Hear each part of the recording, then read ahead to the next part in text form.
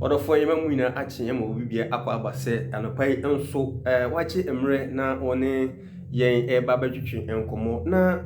ene eyekosiada na yera obade asese ena so awurade ede adom yen na ode ache ne ma yen so yera so yeti ase ena nopai na kakra ye kan se unim se ena yekosiada odofo a wohwe me odofo a wotie me unim se ena yekosiada wodi a wose wo nyina ne se na wotwe mu nyina fridge wada ebenada ukuoda yawada ifiada memenda kwasiada ayemra a wose wotumi nya na ode ma awurade asem na wotumi kɔ nhyiadan mu na okokɔgye ntetiye a ebetumi aboawo na atenetene ama wotumi abo abrabotene ne ene nti ene twa se okristo ni bia kwasiada biara de wose wotumi kai se wode besom awurade Nyankopɔn a odo ba asase so ene timede wase se wohwɛ mi wo ya ahoboa se wo ba bɛkɔ na wo so woto kamu na wo so wokɔ na wo so afei ana wadwon se wo ba bɛto atal nempo no obi tufu se na de nka me konkɔyɛ rants bi nka nam so esi kwan ma na wo nkɔ asɔre na nso medim se wo hwɛ mi de wo kɔ akɔyɛ ahoboa na watumi akwasɔre akwakoso mo Nyankopɔn sense ma meka asemi kyerɛ emre bi na nkwala bi me ne omo enante na me kwasiada medwale wi a me kɔ asɔre na me kɔto won se wo bobo ana me ka kyerɛ se na de na kwasiada mo nkɔ asɔre ya mo akwakofa bo amobo yi ana pani na won be ka se boss na de asɔre na slow na me se asɔre ma asɔre nye slow na asɔre tumi slow nti me yenkɔ asɔre papa meka maka aniti o mantumi ani machi amenyanko ankwankosom wo gusu bobo na no wonyanko baako ba se sika kraba no nti o mommo ko the next town na o monkonko pebi no nom ne ade a on se boys na o mommo so gu moto so pa ekwan mamlika o mo ye nipa nan na o moti moto baako so na ni gie na ho se de you driver no wo twu moto no over confident o man na so twist ya no so o yi styles ye hu ne ye ne moto ya mo so akɔwie mba ye wampo gye mo bo graw ye ne koto dwebetu na atu ye ne mumani mba pai na pai ne na chi mu atu aka kota so na atu aka kota so menua kwasiada ya the same kwasiada ya wo hwɛ minya why wadwen sɛ won so nkɔ asɔre the same kwasiada ya ana mu kwasi o samu nkwanhia onuadofo Onyankopɔn aye bia mayen ene ti ene ye nyina ye de gani ekirem e Word of Life Ministry International TME ye de ani ekirem e Word of Life Ministry International na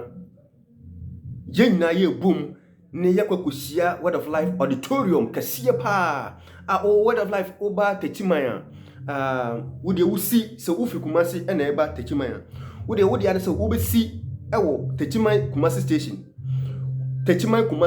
wo de wusi wo hɔ wo dia obeka ne se wo kɔ Abrefi estate TME ba ye wo pragia cars nketenkete sa abobo ya ne bi wo hɔ a emu nya ye adwuma ekɔ wo dia ne se wo se wo kɔ Abrefi estate ti sa Abrefi estate nso e wo suye kwan so Abrefi estate ne e wo suye kwan so wo so wo kɔ Abrefi estate pragia de be fa wo ka bia wo bia ka se wo kɔ Abrefi estate anase wo kɔ suye kwan so Abrefi estate a ka na de wo beba wo du Abrefi estate a wo si yesu wo Zonu hospital Sini Zonu hospital direction is one tini na sawo yira ba hampa Zonu hospital wusu Zonu hospital wana kacho mo se ko Gapat educational complex ti Gapat educational complex untumi nka Gapat educational complex na Gapat school mu ho wudu Gapat school mu ho Gapat school na ti pe Gapat school na ti bisase hwe Word of Life anas hwe sofukusi obo sofukusi udu Word of Life anaso udu Gapat o Abrefi estate no obo sofukusi akwada akula ado ebeba sofukusi wo na ye nyina yemebom ni yemeti awurade asem a sa wiye mri ebetumi ati yentata ebetumi asisi na abrabo ebetumi atentene yen ma yetumi abo abrabo tenene e de se Nyankopɔn animyam onadofo ana pamamika nkuransa shamba ko enkyerɛw oni bebiala wote asase so se wo sɔre no pa na se wonnidi ya wabrabo ye soronko se obi bi so hia wo na se wodidi a eno so wabrabo nso ye soronko esan se wonnidi ya wanim na wote bia bi esesa ana se wodidi nso a wanim na wote bia bi esesa yenhwe Kristosom se onipa wodidi a wokra na me na onipadua na me na mom so okra ne ba me pa na eye Awurade asem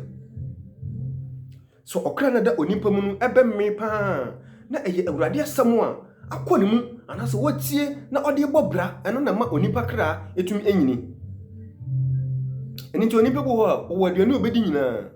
nduane ahodo wo nam ahodo obewe wo nsa ahodo obenom wo ade bia obetumi aden ajama ne ho ato no nanso no na ni mu ene ni facial expression no enitie bia yeden eni na brabom onadafo me tufu se ene awe emremu omo Nyankopon asem epa ho a wabrabo ebeka akiri esense wiase no ekọ nanim ema na ebose Nyankopon seye se ose ni na abam bia no sa bose ni na eden abamu a eguso eden ebamu nti onadafo emre na yedum no enye mbre papa ose wo tenase na wodi bom fekufo wodi di konkonsa wodi kan krofo ho nsem wodi di sen krofo awale wo kosete krofo ntem wodi di konkonsa kokonto kwa rofro bi ensem fata Kristo ni die ne se babra botrene menim sa usia me ewo Word of Life Ministry International enne kosia de me no kase ne ye kosia de me no kase pani behwe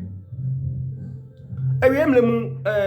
yesi betekal na do so am yehu kremo papa but na wie mremu no Nyankopon anso awo no nko awo a okasa fo won so agye nkrofo fi won pontwirem agye nkrofo fi won haw mu me bom pai se dakoro woni onyame akoa kusi Kingsford onyame akoa kusi Kingsford God's servant kusi Kingsford woni ne bebo mpuni mpudakoro na ono asua de na ode wa fanditie mu ono kwa ne sofo a onje consultation fee ono kwa ne sofo onje consultation fee eye wonwa saa ne Yakobon na ade papa bia no enton no ade papa bia enton no nti onodofo min se umre na yebesiam ni aba besua Onyankopon asem Word of Life Ministry International what teach my Abrafi Estate Kapa School akiri hona no bra ne nyina yembom ni yenkamfo Awurade ni entu Ozana enyi ni di no ayo na menim say your life will never be the same. Bye bye.